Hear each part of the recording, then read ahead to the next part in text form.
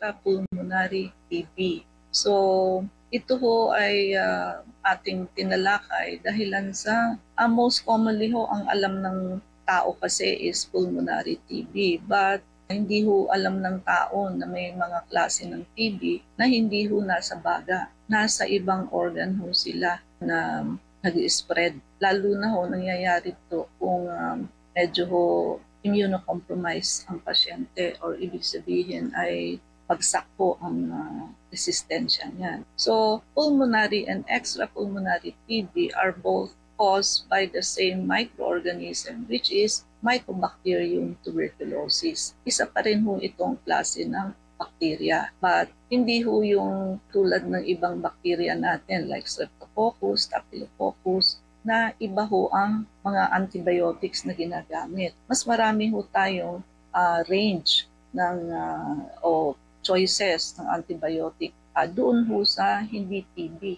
Sa TB ho, limited lang ho ang gamot dito. So, quadruple therapy, triple therapy, at injectables po pagka hindi na ho tinalaban ng quadruple therapy. Kaya iingatan nyo ho, wag ho kayong putol-putol ho ng treatment. So, kailangan sabay ng pag-take ninyo ng gamot yung obligation sa pag-inom ng gamot. Kasi ho, makakahawa kayo sa ibang tao by producing resistant strain. What do I mean by that? Pagka ho kasi ang isang individual, halimbawa ho, si wife may TB, si husband nahawa rin ng TB kay wife. But ang klase ng TB ni wife, kasi nga ho, pinutol-putol na yung gamot, hindi ho dire-diretso, nakakuha ho siya ng multi-drug resistant TB. Yun ho bang hindi na tinatalaban ng quadruple therapy. So, yung husband ho, kahit first time pa lang siya iinom ng quadruple therapy, ibig sabihin ng quadruple, 4 na klaseng gamot.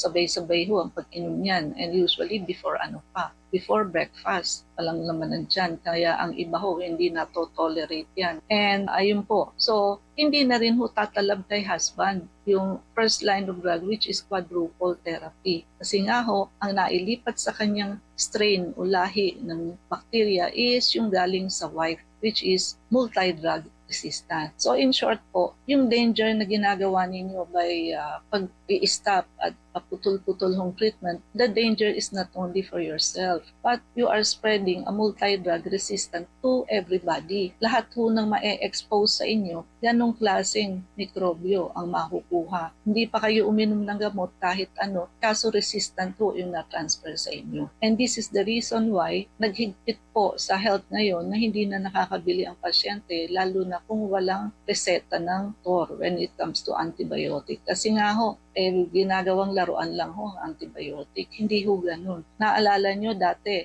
first line of drug, ang penicillin, hindi na ho tumalab. Naging amoxicillin, hindi na rin ho tumatalab. Naging cephalexin, hindi na rin ho tumatalab. O, naging cefuroxime na tayo ngayon. And time will come, pati cefuroxime ho, mahina na rin. Usually, pang UTI na lang ho tumatalab. So, kaya nga ho yung azithromycin, mataas na hong klase ng gamot yan na usually once a day for 3 days. Ngayon ho, hindi na ho enough yung 3 days. Naka 3 days na simpleng ubot sipon, hindi ho matanggal. Mataas ho kasi ang madaling ma-immune ang pasyente sa azithromycin. Yan ho ang problema sa macrolides. Macrolides po belong ang azithromycin. Madali hong maging resistant sa microorganism. Again, no? So, pwede nyo hong itanong sa sarili ninyo, bakit maraming nagkaka-TB? Hindi ba nagbibigay na ng BCG, day 1 pa lang ng newborn? Wala naman palang protection sa TB, nagkaka-TB pa rin. Bakit pa naglalagay ng BCG? Okay, so magandang tanong ho yan. Now, ang BCG ho kasi is for extrapulmonary TB. Mas severe form of TB ho kasi yan kasi kumalat na ho sa ibang organs ninyo compared to pulmonary TB. No? So, para hindi ho kayo magkaroon ng extrapulmonary TB or severe form of pulmonary TB, para doon ho yun. But when it comes to pulmonary TB, sabihin ho sa baga ang TB ninyo, hindi ho ganun ka yung protection na ibinibigay niya. Pwede ka pa rin magkaroon ng TB. But lesser ho ang chance na magkaroon kayo ng extrapulmonary TB. Ano ba ang simptomas ng may pulmonary TB? TB sa baga. So, persistent cough, no ubo na usually productive, lasting for more than 2 weeks. And usually ho yan, dumadahak up pasintabi ho sa nagmimerienda. Ibig sabihin ho, occasional cough pero productive. Maririnig mo may plema ho yung cough nila. And another is hemoptysis, coughing out with fresh blood. So talagang mapula ho, fresh blood talaga ang dapat makita ninyo na buo-buo.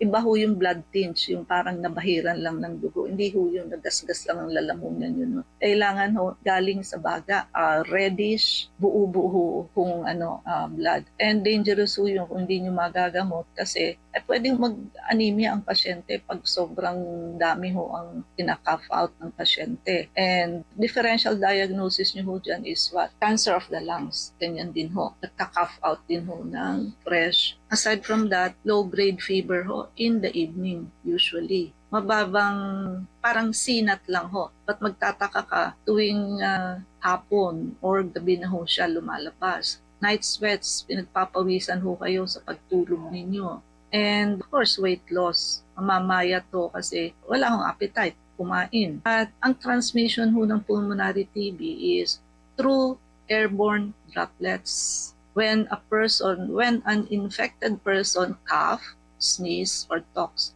Kaya pag congested yung lugar, iwasan nyo hong makipag-usap ng malapitan. Dapat ho at least 1 meter away man lang kayo or more. No, ganun ho. To prevent airborne diseases. So hindi lang ho yung hininga ng pasyente. When we say droplet, airborne droplet, pati ho yung hinawakan niya like sharing of ballpen, sharing of telephone, switch, doorknob, yung mga ganun po. So, kaya ho, ugaliin pa rin ho laging mag-alcohol, but it should be ethyl alcohol. So, isopropyl alcohol is pro-cancerous. So, ethyl alcohol. Para ho kung ano-ano na yung hinawakan ninyo, makatay ho siya at hindi na ho kayo mahawa. Kaya may mga tao ho wala namang TB, pero carrier ng TB. Yung diagnostic ho, test sa TB is what? Pag expose ka, usually ho, PPD, skin test ang ginagawa. So, titignan ho kung lalaki yung pinag-injectionan. Ibig sabihin ho, ano kayo? Carrier kayo. May exposure kayo. Pero wala pa ho kayong active TB. Now, pag active TB na ho, magpa-positive na kayo sa x-ray and may symptoms na kayo. Doon ho sa exposure and latent part or in carrier kayo, wala pa ho kayong symptoms. Then active TB, positive na ho mga result ninyo, may mga symptoms na kayo. So chest x-ray ho usually. But ang problema natin dyan, yun na nga, you should correlate with the symptoms of the patient. Kasi nga ho, mababa ho ang accuracy ng TB. Minsan ho nami-miss out din yun ng iba kahit na meron ng pasyente. And also, let me remind you na kapag ho immunocompromised ang pasyente at saka kayo nagpa-x-ray, pwede ho mag-false negative ang result. Meaning, hindi ho makikita yung TB kahit na may TB. Kasi nung nagpa-x-ray kayo, sabihin na natin nilalagnat kayo, mahina kayo. So, ganun po. Minsan ho, may mga pasyente ring hirap matulog. So, sa may TB. Ang extrapulmonary TB ho, any organ ho kasi pwedeng makapasok yan. And 15 to 20% lang naman ho ng TB cases sa immunocompromised patient ang nagkakaroon nito. Like lately ho, meron kaming pasyente na may extrapulmonary TB sa spinal column ho, Pat's disease. So kung nakarating ho sa bone and spine niya, pwede rin ho sa lymph nodes. So tuberculous lymphadenopathy o TB lymphadenopathy. Ito ho yung dito usually nagkakaroon ho kayo ng lump o parang cyst. Diyan ho sa ilalim ng baba, dito sa tagiliran ng ating leeg, na akala ng pasyente cyst. Kasi pag hinipo nyo yan, nag-i-slip siya sa finger and malambot. So akala talaga ng pasyente cyst. But magduda ho kayo kung kayo ay may history ng TB.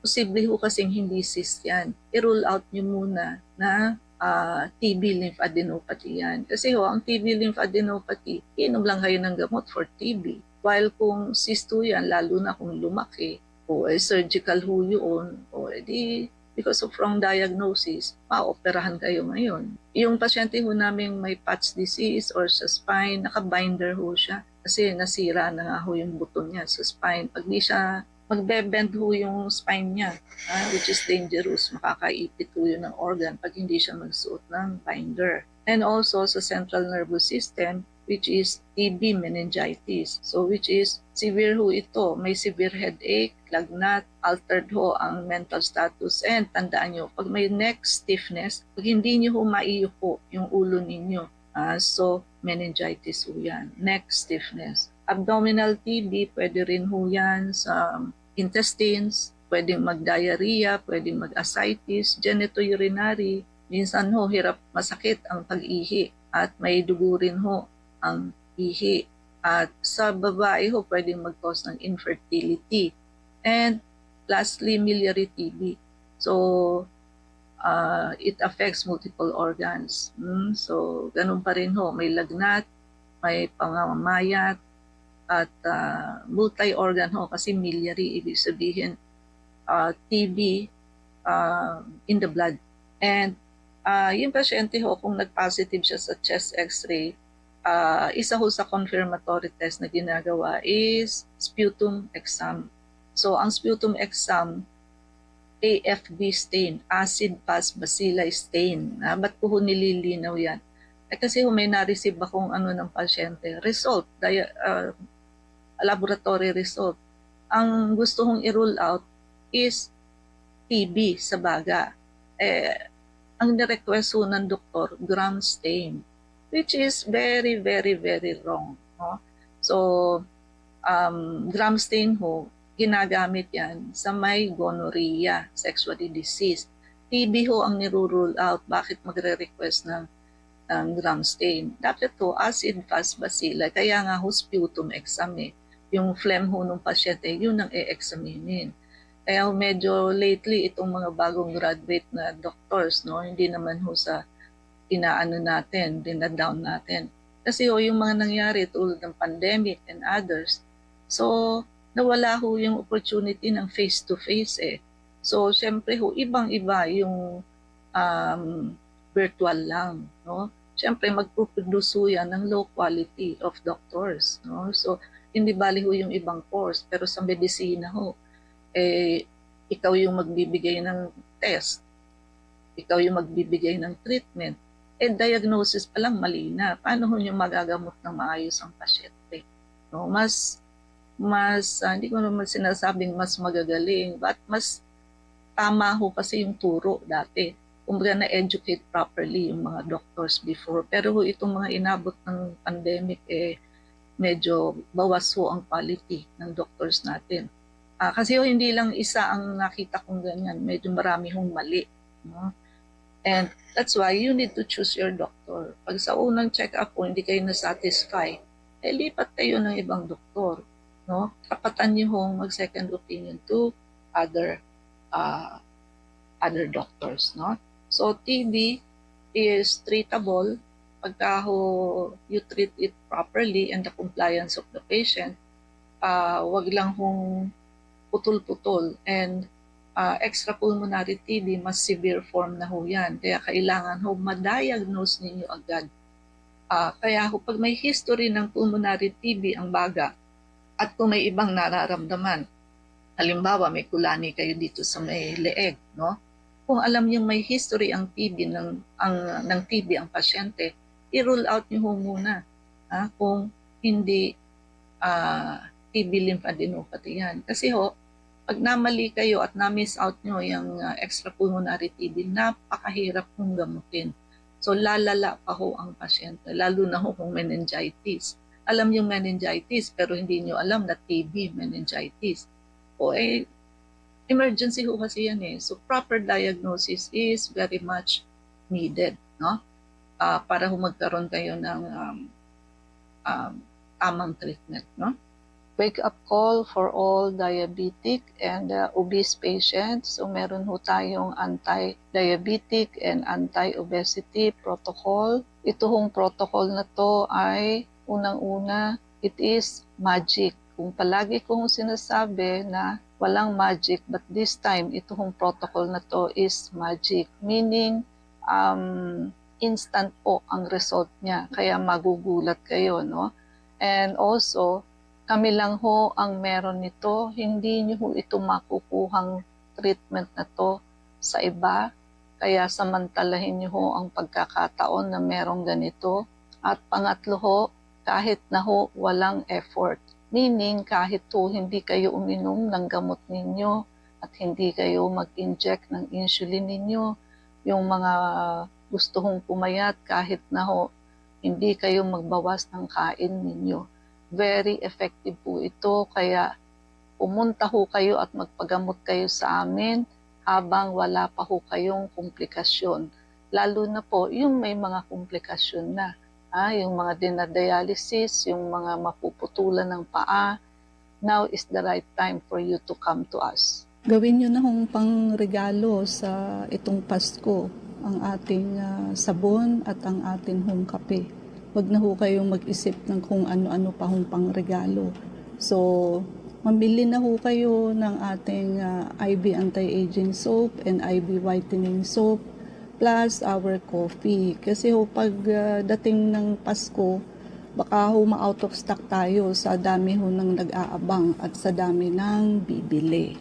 IV mga numero. Para po sa mga nais magtanong, mag-text po kayo sa 0922-875-2899. Dok, tanong ni 1320.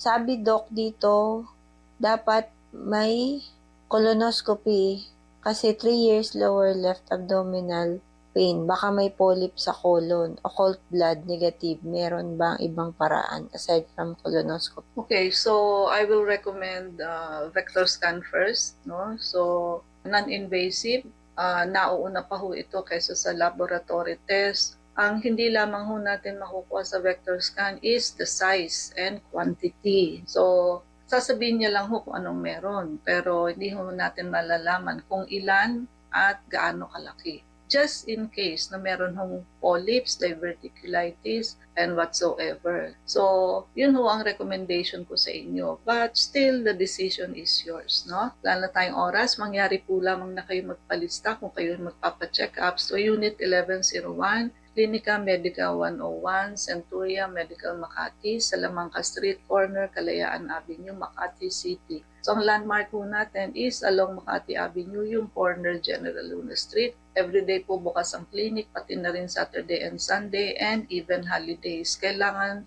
lamang po magpalista kayo ahead. Ay, mga numero. Pwede po kayong tumawag sa 546-9412, 0922-875-2899. Pwede rin po kayong mag-text sa 0925-896-1689 at 0917-810-6169. Prevention is better than cure and health is the best investment. Regaluhan niyo po ang inyong sarili ng pagpapacheck up para ma-auscultate namin ang likod ninyo. Maagapan po kung kayo ay may walking pneumonia since kadalasan ho, ito ang napapabayaan kasi nga ho, walang symptoms, no? Kaya marami hong nadidisgrasya sa walk. And tabayan nyo na ho ng pagpapavector scan, more than 90% ang accuracy, wala hong radiation. It catches the body before the onset of diseases.